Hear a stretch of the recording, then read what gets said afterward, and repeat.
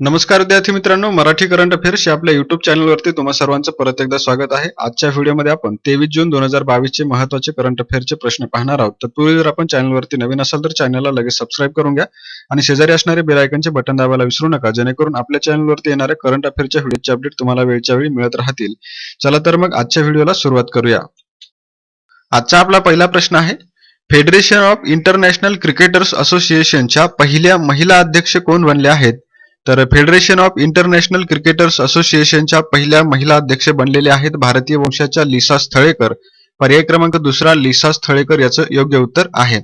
तर भारतीय वंशाच्या ऑस्ट्रेलियन महिला क्रिकेटपटू आहेत लिसा स्थळेकर. त्यांची आता federation of international cricketers association म्हणजेच फिकाच्या पहिल्या महिला अध्यक्ष म्हणून नियुक्ती करण्यात आलेली आहे.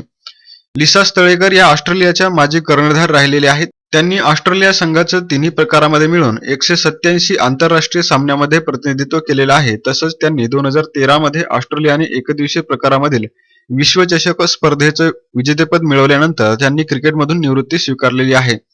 त्यांच्या नावावरती एकदिवसीय क्रिकेटमध्ये 1000 धावा आणि 100 बळी घेणारी पहिली महिला होण्याचा रेकॉर्ड देखील आहे. आणि त्याचबरोबर 2021 मध्ये ऑस्ट्रेलियाने त्यांना हॉल ऑफ फेम मध्ये समाविष्ट केलेलं आहे. अशा प्रकारे लिसा स्थळेकर यांच्याबद्दलची माहिती आपल्याला लक्षात ठेवायची आहे. यानंतर पुढचा प्रश्न आहे, खालीलपैकी कोणाला पंतप्रधान योग पुरस्कार 2021 जाहीर करण्यात आला आहे? तर नुकतेच जागतिक योग दिनाच्या निमित्ताने पंतप्रधान योग पुरस्कार 2021 घोषित करण्यात आलेले आहेत. त्यामध्ये भिक्खू संघसेना, एमव्ही रोजो रॉड्रिग्ज आणि डिव्हाइन लाईफ सोसायटी या सर्वांना यावर्षीचे योग पुरस्कार 2021 साठी घोषणा करण्यात आलेली आहे. म्हणून उत्तर आहे पर्याय क्रमांक चौथा वरील सर्व. तर पंतप्रधान योग पुरस्कार 2021 बद्दल माहिती घेऊया.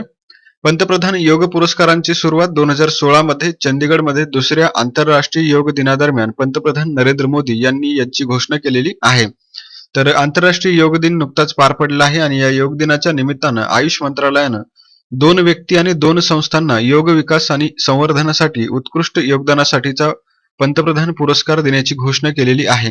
या पुरस्काराचं स्वरूप काय आहे? तर मग या पुरस्कारामध्ये 25 लाख रुपये रोख बक्षीस आणि एक ट्रॉफी आणि प्रमाणपत्र देण्यात येतं. आणि यावर्षी राष्ट्रीय वैयक्तिक श्रेणीमध्ये भिक्खू संघसेना यांना पुरस्कार जाहीर झाला आहे आणि आंतरराष्ट्रीय वैयक्तिक श्रेणीमध्ये मार्कस व्हिनिसियस रोजो रॉड्रिग्ज जे की ब्राझीलचे आहेत त्यांना हा पुरस्कार घोषित करण्यात आलेला आहे.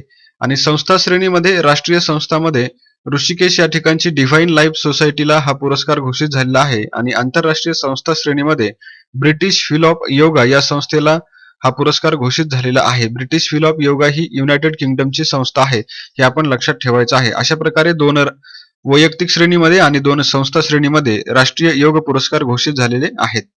यानंतर पुढचा प्रश्न आहे, भारताच्या कोणत्या योजनेला युनेस्कोचा पुरस्कार मिळाला आहे? तर भारताच्या पीएम ई विद्या या योजनेला युनेस्कोचा पुरस्कार मिळालेला आहे. पर्याय क्रमांक चौथा पीएम ई विद्या याचं योग्य उत्तर आहे. तर शिक्षण मंत्रालयानं मे 2020 मध्ये पीएम ई विद्या कार्यक्रम सुरू केला होता, जो शिक्षण प्रक्रियेमधील अंतर कमी करण्यासाठी डिजिटल तंत्रज्ञान वापरण्याशी संबंधित आहे. आणि यासाठी सेंट्रल इन्स्टिट्यूट ऑफ एज्युकेशनल टेक्नॉलॉजीला 2021 या सालासाठी शिक्षणामध्ये माहिती आणि संप्रेषण तंत्रज्ञानाच्या वापरासाठी युनेस्कोचा राजा हमाद बिन इसा अल खलिफा हा पुरस्कार प्रदान करण्यात आलेला आहे. कोणता पुरस्कार आहे युनेस्कोचा? तर राजा हमाद बिन इसा अल खलिफा पुरस्कार. आणि हा पुरस्कार 2005 मध्ये किंगडम ऑफ बहरीनच्या पाठिंब्यानं स्थापन झालेला आहे. आणि हा पुरस्कार अशा व्यक्ती आणि संस्थांना दिला जातो जे उत्कृष्ट प्रकल्प राबवत आहेत आणि डिजिटल युगामध्ये शिक्षण क्षेत्रामध्ये तंत्रज्ञानाच्या सर्जनशील वापराला प्रोत्साहन देत आहेत. अशा लोकांना किंवा अशा संस्थांना हा पुरस्कार प्रदान केला जातो. आणि याची निवड जी आहे ती आंतरराष्ट्रीय ज्युरी दरवर्षी 2 सर्वोत्तम प्रकल्पांची निवड करते. आणि हा पुरस्कार 24 जून रोजी पॅरिसमधील युनेस्कोच्या मुख्यालयामध्ये दिला जातो. त्यामध्ये प्रत्येक पारितोषिक विजेत्याला $25,000 अमेरिकन, एक पदक आणि डिप्लोमा प्रदान करण्यात येतो, हे आपण लक्षात ठेवायचं आहे. आणि यावर्षी कोणत्या योजनेसाठी भारताला हा पुरस्कार मिळालेला आहे? तर पीएम ई विद्या योजनेसाठी. यानंतर पुढचा प्रश्न आहे, कोणत्या संस्थांच्या आयटी संसाधनांना महत्त्वपूर्ण माहिती पायाभूत सुविधा म्हणून घोषित करण्यात आलेलं आहे?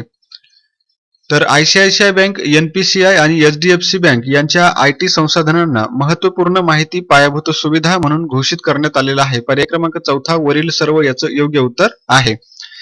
तर इलेक्ट्रॉनिक्स आणि आयटी मंत्रालयानं आयटी कायदा 2000 च्या अनुसार कलम 70 अंतर्गत आयसीआयसीआय बँक, एचडीएफसी बँक आणि यूपीआय व्यवस्थापकीय संस्था एनपीसीआय यांच्या आयटी संसाधनांना महत्त्वपूर्ण माहिती पायाभूत सुविधा म्हणून घोषित केलेलं आहे.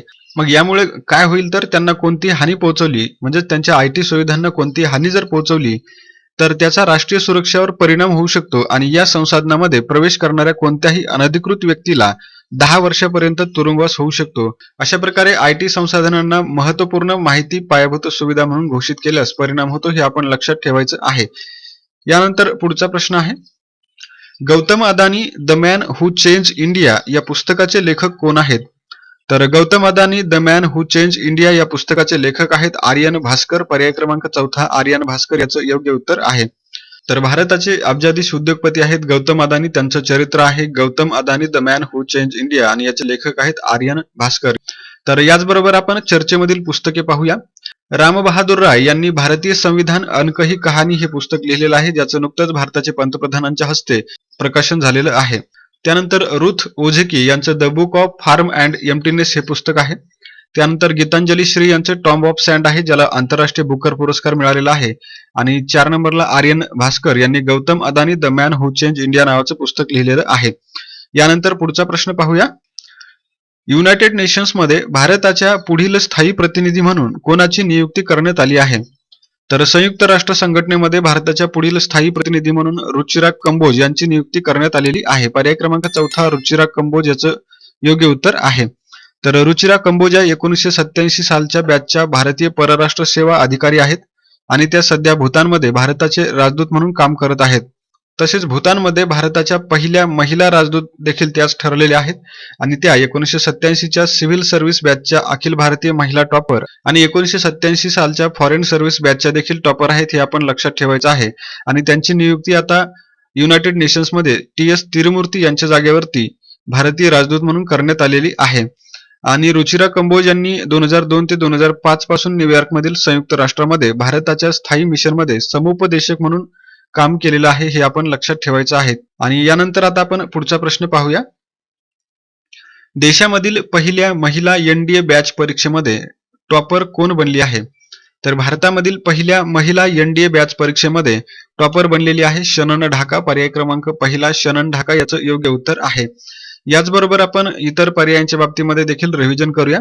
शनन ढाका ही देशातील पहिल्या महिला एनडीए बॅच परीक्षेमध्ये टॉपर आलेली आहे. त्यानंतर नरिता चक्रवर्ती ह्या हिस्टोरिक इंग्लंडच्या आयुक्तपदी यांची नियुक्ती झालेली आहे. त्यानंतर रबाब फातिमा आहेत. रबाब फातिमा या बांगलादेशच्या पहिल्या महिला संयुक्त राष्ट्राच्या असिस्टंट सेक्रेटरी जनरल बनल्या आहेत. त्यानंतर रुचिरा कंबोज आहेत. तर रुचिरा कंबोज यांची UN मध्ये भारताच्या पुढील स्थायी प्रतिनिधी म्हणून नियुक्ती करण्यात आलेली आहे. यानंतर पुढचा प्रश्न आहे, 1 लाखाहून अधिक बांधकाम कामगारांना प्रशिक्षित करण्यासाठी सरकारने कोणती योजना सुरू केली आहे? तर 1 लाखापेक्षा अधिक बांधकाम कामगारांना प्रशिक्षित करण्यासाठी भारत सरकारने नुकतीच निपुण नावाची योजना सुरू केलेली आहे. पर्याय क्रमांक 3 निपुण याचं योग्य उत्तर आहे. निपुण योजना म्हणजे काय तर national initiative for promoting upskilling and निर्माण वर्कर्स हिचा फुल फॉर्म आहे आणि हिला शॉर्ट फॉर्म मध्ये निपुण असं म्हटलं जातं. आणि ही योजना गृहनिर्माण आणि शहरी व्यवहार मंत्रालयानं सुरू केलेली आहे. गृहनिर्माण आणि शहरी व्यवहार मंत्री कोण आहेत? तर मग हरदीप सिंग पुरी यांच्या हस्ते या योजनेला लॉन्च करण्यात आलेलं आहे. कोणत्या ठिकाणी? तर नवी दिल्ली या ठिकाणी ही योजना लॉन्च करण्यात आलेली आहे. तर गृहनिर्माण आणि शहरी व्यवहार मंत्रालयाची ही योजना दीनदयाळ अंत्योदय योजना राष्ट्रीय नागरी उपजीविका अभियानांतर्गत 1 लाखाहून अधिक बांधकाम कामगारांना नवीन कौशल्य आणि उच्च कौशल्य कार्यक्रमाद्वारे प्रशिक्षित करण्यासाठी आणि त्यांना देशामध्ये आणि परदेशात सुद्धा कामाच्या संधी उपलब्ध करून देण्यासाठी एक उपक्रम आहे, हे आपण लक्षात ठेवायचं आहे. यानंतर पुढचा प्रश्न आहे, मुख्यमंत्री मातृशक्ती योजना कोणत्या राज्यानं सुरू केली आहे? तर मुख्यमंत्री मातृशक्ती योजना गुजरात राज्यानं सुरू केलेली आहे. पर्याय क्रमांक 2 गुजरात याचं योग्य उत्तर आहे. तर गुजरात सरकारने ही योजना गरोदर माता आणि स्तनदा मातांसाठी सुरू केलेली आहे, हे आपण लक्षात ठेवायचं आहे. योजनेचं नाव आहे मुख्यमंत्री मातृशक्ती योजना. तर याचबरोबर इतर राज्यांच्या चर्चेतील योजना आपण पाहूया. महाराष्ट्र राज्याची जिव्हाळा कर्ज योजना चर्चेमध्ये आहे. त्यानंतर गुजरात राज्याची मातृशक्ती योजना आहे. तामिळनाडू राज्यानं नुकतीच यनम यजुथम नावाची योजना सुरू केलेली आहे आणि आंध्र प्रदेश राज्यानं YSR यंत्र सेवा योजना सुरू केलेली आहे, हे आपण लक्षात ठेवायचं आहे. यानंतर पुढचा प्रश्न आहे, काल्पनिक कथांसाठी महिला पुरस्कार कोणाला मिळाला आहे? तर काल्पनिक कथांसाठीचा महिला पुरस्कार जो आहे तो रुथ ओझेकी यांना मिळालेला आहे. पर्याय क्रमांक पहिला रुथ ओझेकी याचं योग्य उत्तर आहे.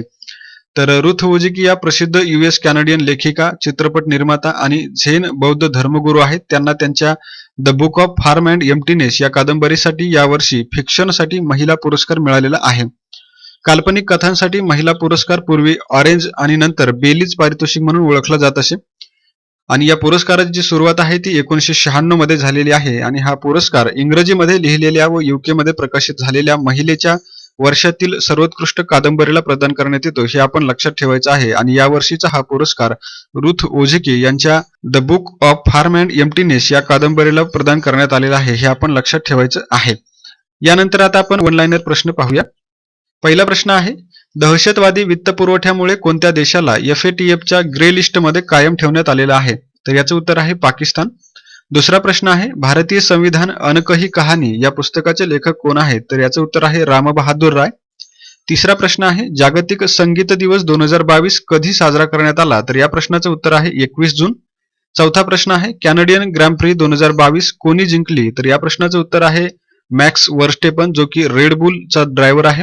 त्यानंतर पाचवा प्रश्न आहे, कोलंबियाचे अध्यक्ष म्हणून कोणाची निवड झाली आहे? तर याचं उत्तर आहे गुस्ताव पेट्रो. यानंतर आता आपण कालच्या प्रश्नांचं रिव्हिजन करूया. कालचा पहिला प्रश्न होता, फिफाने 2026च्या विश्वचषकासाठी पहिल्यांदाच किती देशांची यजमान म्हणून निवड केली आहे? तर याचं उत्तर आहे 3 देश, ज्यांचं नाव आहे अमेरिका, मेक्सिको आणि कॅनडा. त्यानंतर दुसरा प्रश्न आहे, किती उच्च न्यायालयांच्या मुख्य न्यायाधीशाच्या नियुक्तीला सरकारने मान्यता दिली आहे? तर या प्रश्नाचं उत्तर आहे 5 उच्च न्यायालयाच्या मुख्य न्यायाधीशांच्या नियुक्तीला सरकारने मान्यता दिलेली आहे. तिसरा प्रश्न आहे, पेमेंट्स विजन 2025 हा दस्तऐवज कोणी प्रसिद्ध केला? तर याचं उत्तर आहे रिझर्व्ह बँक ऑफ इंडिया. चौथा प्रश्न आहे, फुजियान ही विमानवाहू नौका कोणत्या देशानं लॉन्च केली? तर याचं उत्तर आहे चीन. पाचवा प्रश्न आहे, आगामी राष्ट्रकुल क्रीडा स्पर्धेमध्ये भारतीय ॲथलेटिक्स संघाचं नेतृत्व कोण करणार आहे? तर या प्रश्नाचं उत्तर आहे नीरज चोप्रा. सहावा प्रश्न आहे, राष्ट्रीय योग ऑलिम्पियाड 2022चे उद्घाटन कोणी केलं आहे? तर या प्रश्नाचं उत्तर आहे धर्मेंद्र प्रधान. सातवा प्रश्न आहे, जागतिक योग दिवस 2022 ची थीम कोणती आहे? तर या प्रश्नाचं उत्तर आहे मानवतेसाठी योग. आठवा प्रश्न आहे, जागतिक निर्वासित दिन कधी साजरा करण्यात आला? तर या प्रश्नाचं उत्तर आहे 20 जून. नववा प्रश्न आहे, RBIने किती रुपयापर्यंतच्या व्यवहारांसाठी ई आदेशांची मर्यादा वाढवली आहे? तर या प्रश्नाचं उत्तर आहे 15,000 रुपये. आणि 10वा प्रश्न होता, भारतामध्ये पहिल्यांदाच आयोजित करण्यात येणाऱ्या बुद्धिबळ ऑलिम्पियाडसाठी क्रीडा ज्योतीच्या दौडीला कोणाच्या हस्ते सुरुवात करण्यात आली? तर या प्रश्नाचं उत्तर आहे नरेंद्र मोदी. विद्यार्थी मित्रांनो, यानंतर आता आपण कालच्या सराव प्रश्नाचं उत्तर पाहूया. कालचा सराव प्रश्न होता, जागतिक योग दिन 2022चं यजमान शहर कोणतं आहे? तर याचं उत्तर सर्वांनी जवळपास बरोबर दिलेलं आहे. याचं उत्तर आहे म्हैसूर, पर्याय क्रमांक दुसरा. आणि आता आपण आजचा सराव प्रश्न पाहूया. आजचा सराव प्रश्न आहे, निपुण योजना कोणत्या मंत्रालयानं सुरू केली आहे? तर यासाठी पर्याय आहेत शिक्षण मंत्रालय, माहिती आणि तंत्रज्ञान मंत्रालय, गृहनिर्माण आणि शहरी व्यवहार मंत्रालय आणि केंद्रीय रस्ते आणि वाहतूक मंत्रालय. तर या प्रश्नाचं तुम्ही उत्तर कमेंट बॉक्समध्ये सांगायचं आहे. आणि याचबरोबर आपला आजचा व्हिडिओ संपलेला आहे. व्हिडिओ आवडला असल्यास व्हिडिओला लाईक, शेअर आणि सबस्क्राईब करायला विसरू नका.